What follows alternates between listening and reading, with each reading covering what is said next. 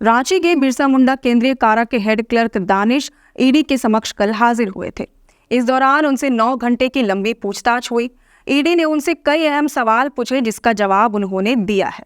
वहीं दूसरी ओर एक्ट्रेस रश्मिका मंदाना का एक वीडियो सोशल मीडिया पर तेजी से वायरल हो रहा है। इस पर एक्ट्रेस ने रिएक्ट करते हुए कहा है कि वह इस वीडियो के बाद से बहुत डर गई है। क्या है ये वीडियो? क्या है डीप फेक टेक्नोलॉजी जिसका जिक्र इस केस में हुआ है, और भारत में इसे लेकर क्या कानून है, इस पर भी आएंगे। मगर सबसे पहले बात करते हैं ईडी वाले प्रकरण पर। ईडी को झूठे केस में फंसाने और ईडी के गवाहों को प्रभावित करने के मामले में जेल के हेड क्लर्क दानिश कल ईडी कार्यालय में पूछताछ के लिए हाजिर हुए थे। इस दौरान उनसे करीब 9 घंटे की लंबी पूछताछ चली। ईडी के अधिकारियों ने पहले उनसे और उनके परिवार के सदस्यों की आय और संपत्ति के बारे में जानकारी ली। इसके लिए उन्हें संबंधित सवालों की सूची दी गई और जवाब देने को कहा गया। ईडी ने जेल में बंद मनी लॉन्ड्रिंग के आरोपी प्रेम प्रकाश और अमित अग्रवाल समेत अन्य को सुविधाएं देने के आरोप में दानिश से सवाल पूछे। दानिश के मोबाइल फोन से ही ईडी के गवाहों को धमकी दी गई थी। ये पूछे जाने पर दानिश ने स्वीकार किया कि जेल अफसरों के कहने पर उसने फोन दिए थे। ईडी के गवाहों ने भी दानिश का नंबर ही ईडी को दिया था। हालांकि इस बारे में ज्यादा जानकारी सार्वजनिक नहीं की गई है क्योंकि ये जांच को प्रभावित कर सकता है, ये ईडी का कहना है। वहीं इस मामले में ईडी आज बिरसा मुंडा केंद्रीय कारा के जेलर नसीम खान से पूछताछ करेगी। इसके बाद 9 नवंबर को जेल सुपरिटेंडेंट हामिद अख्तर को भी ईडी कार्यालय में पेश होने को कहा गया है। वहीं दूसरी ओर झारखंड हाईकोर्ट ने जेल से ईडी अफसरों को फंसाने की साजिश और ईडी की जेल में छापेमारी से संबंधित रिपोर्ट मांगी है। इसे लेकर याचिका दायर की गई थी, जिस पर सुनवाई करते हुए कोर्ट ने ईडी को सीलबंद रिपोर्ट पेश करने के लिए 21 नवंबर की तारीख दी है। बता दें, याचिका के तहत कोर्ट को बताया गया कि जेल में बंद कुछ आरोपी अब ईडी अधिकारियों के खिलाफ साजिश रच रहे हैं। सरकार के इशारे पर ऐसा हो रहा है, इसलिए इस मामले में अदालत को खुद संज्ञान लेना चाहिए। इससे जुड़े कई मीडिया रिपोर्ट्स भी कोर्ट के सामने पेश किए गए। इसके बाद अदालत ने महाधिवक्ता राजीव रंजन को बुलाया और कहा कि ये मामला गंभीर है, इसे हल्के में नहीं लिया जा सकता। इस पर महाधिवक्ता राजीव रंजन ने अदालत से कहा कि ये मीडिया ट्रायल है, मीडिया में जो भी बातें आ रही हैं वह सही नहीं है। ईडी इस मामले की खुद जांच कर रही है। उसने कई जेल के कर्मियों को समन भी जारी किया है। जब ईडी खुद इसकी जांच कर रही है तो इस पर कोर्ट संज्ञान नहीं ले सकता। महाधिवक्ता ने अदालत को बताया कि सुप्रीम कोर्ट के कई आदेशों में यह स्पष्ट कहा गया है कि जब कोई एजेंसी किसी मामले की जांच कर रही है तो मीडिया में प्रकाशित खबरों पर अदालतें स्वतः संज्ञान नहीं ले सकती। ये मामला भी इसी तरह का है।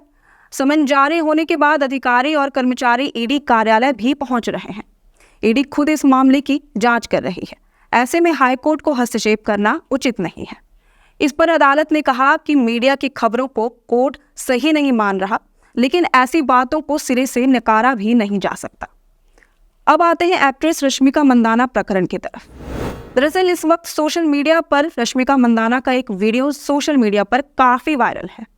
इस वीडियो में वह लिफ्ट से बाहर निकलती दिखाई दे रही है, मगर आपको जानकर हैरानी होगी कि इससे रश्मिका मंदाना का दूर दूर तक कोई वास्ता नहीं है, बल्कि वीडियो एक British Indian influencer Zara Patel का है। इस वीडियो को डीप फेक टेक्नोलॉजी के जरिए तैयार किया गया है। इन सब के बीच असली वीडियो को रिशेयर करते हुए अभिनेता अमिताभ बच्चन ने कहा कि यह कितना भयावह है। खुद रश्मिका मंदाना ने लिखा कि वह बहुत डरी हुई है। हालांकि इस पर सरकार भी सख्त होती नजर आ रही है। सरकार ने मंगलवार को प्रमुख सोशल मीडिया प्लेटफॉर्म को यूजर द्वारा रिपोर्ट की गई किसी भी डीप फेक कंटेंट को हटाने की एडवाइजरी जारी की है। सरकार ने साफ कहा है कि ऐसा न करने पर भारतीय कानूनों के तहत आपराधिक और न्यायिक कार्रवाई की जाएगी।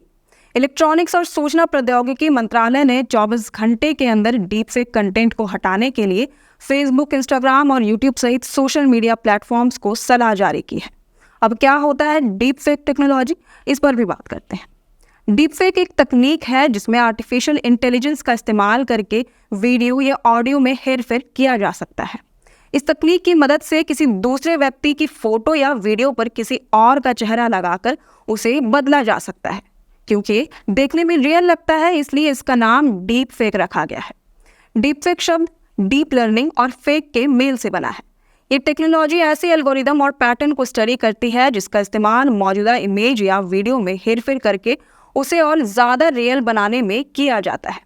इससे बनी वीडियो और इमेज पर लोग आसानी से भरोसा भी कर लेते हैं। रिपोर्ट्स के मुताबिक इस तकनीक की शुरुआत अश्लील कंटेंट बनाने से हुई।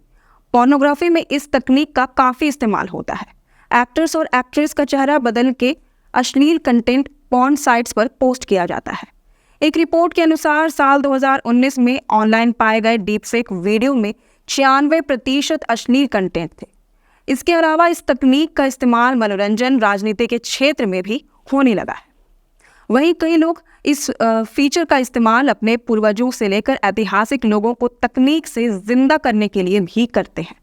इसका इस्तेमाल राजनीति में चुनाव के दौरान राजनीतिक दलों द्वारा एक दूसरे के ऊपर टीका टिप्पणी करने के लिए किया जाता है। यूक्रेन रूस युद्ध के दौरान भी डीपफेक वीडियो सामने आए हैं। पिछले एक साल में पूरी दुनिया में करीब 1.5 लाख मामले डीपफेक के आए हैं। अब कैसे पहचाने कि वीडियो डीपफेक तकनीक का इस्तेमाल करके बनाए गए हैं? इसको पहचानने के लिए कुछ खास चीज़ों पर ध्यान देना बेहद ज़रूरी है। उनमें सबसे पहले आती है फेस की पोजीशन। अक्सर डीपफेक तकनीक फेस और आँख की पोजीशन में मात खा जाता है। इसमें पलकों का झपकना भी शामिल है। अगर आपको लगे कि आँख और नाक कहीं और जा रही है या बहुत समय हो गए लेकिन वीडियो में किसी ने पलक नहीं झपकाए या शरीर के मूवमेंट कुछ अजीब और प्राकृतिक नहीं लग रहे, तो बहुत मुमकिन है कि इसमें डीपफेक तकनीक का इस्तेमाल हुआ है। डीपफेक कंटेंट में कलरिंग को देखकर भी पता लगाया जा सकता है कि तस्वीर में या वीडियो में छेड़छाड़ की गई है। अब ये भी जान लीजिए कि डीपफेक तकनीक के दुरुपयोग को लेकर भारत में क्या कानून है। आईटी एक्ट की धारा 66D में प्रावधान है कि जब किसी संचार उपकरण या कंप्यूटर संसाधन का उपयोग गलत तरीके से धोखाधड़ी करने के लिए किया जाता है तो व्यक्ति को 3 साल तक की कैद की सजा हो सकती है। इसके साथ ही 1 लाख रुपए तक का जुर्माना भी लगाया जा सकता है।